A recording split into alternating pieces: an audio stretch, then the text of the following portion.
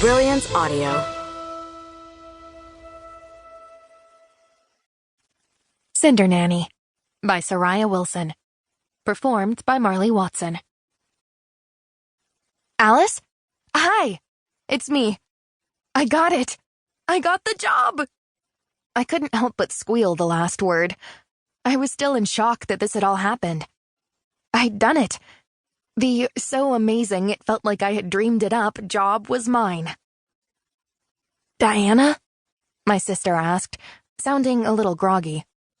Sometimes that happened after dialysis, depending on how fast they'd had to cycle her blood. Or maybe she'd been taking a well-deserved nap. I thought I'd waited long enough after her session to call her to share this incredible news, but maybe not. What job? She asked, sounding slightly more alert. The one at Carl's Crab Shack? No. That had been my original plan, to take on a third job waitressing on weekends at a nearby tourist restaurant. But instead, I was going to be a nanny across the country in Aspen, Colorado. For 3 months, and I was going to be paid $40,000. $40,000 that we desperately needed. I got that nanny job, I said. The one that you're completely unqualified for? Hey! That she was correct was beside the point. I'm qualified enough. I've done a ton of babysitting. Not to mention that I've looked after Jenna and Jasper thousands of times.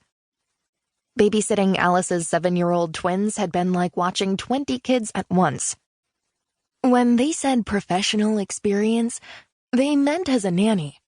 And if I'm remembering right, which I admit is hit or miss these days, she said, you also needed to be fluent in French, have a master's degree in childhood development, and be an Olympic-level skier. 0 out of 3 ain't bad, I joked, but she didn't laugh. Oh, come on. Your twins have given me all the child expertise that I need. And I can probably get some French CDs from the library to listen to. Plus, how hard can skiing actually be? You're just strapping yourself to some long boards and coasting gently downhill. Even though she didn't respond, I could feel her disapproval here in Maine all the way from Florida. I knew what Alice wanted to say but wouldn't.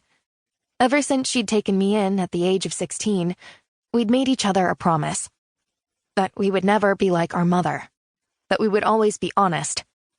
When a coworker of mine had sent me the job listing for the nanny position in Aspen via email, she had meant it in a "can you believe this is real" sort of way. But I'd applied once I'd seen the salary. The Crawfords had ridiculously high expectations for a short-term nanny for their 5-year-old son, Milo, and I had lied and said that I met each and every one of them. Mrs. Crawford seemed very pleased about this. I suspected that was because it was 2 days before they were set to arrive in Aspen, and, obviously, no other person on the planet actually had the qualifications they wanted. I was also supposed to be a math whiz, certified in teaching small children, and an etiquette expert. Ha! This was also why they were paying so much money. I had to imagine that they'd kept increasing the offer until they'd found someone. It had taken very little effort to create an online presence with social media that backed up my tall tales/lies, and my 2 roommates had served as my references. It was a good thing Mrs. Crawford hadn't done a background check, because everything would have unraveled fairly quickly. Fortunately for me, she had bought it all, hook, line, and sinker. At least my con artist mother had been good for something. Alice sighed her disapproval, but still stayed quiet. Which was good, because I would have been very honest with her in that moment if she'd made me explain myself. My sister was in renal failure. Her kidneys had stopped functioning entirely, and now she had to go to dialysis 3 times a week, 4 hours at a time. I was a match and could be her donor, but her soon-to-be ex-husband, Chad, was messing everything up. She was fighting him in court for alimony and child support, and in retaliation, he'd removed her and the kids from his health insurance.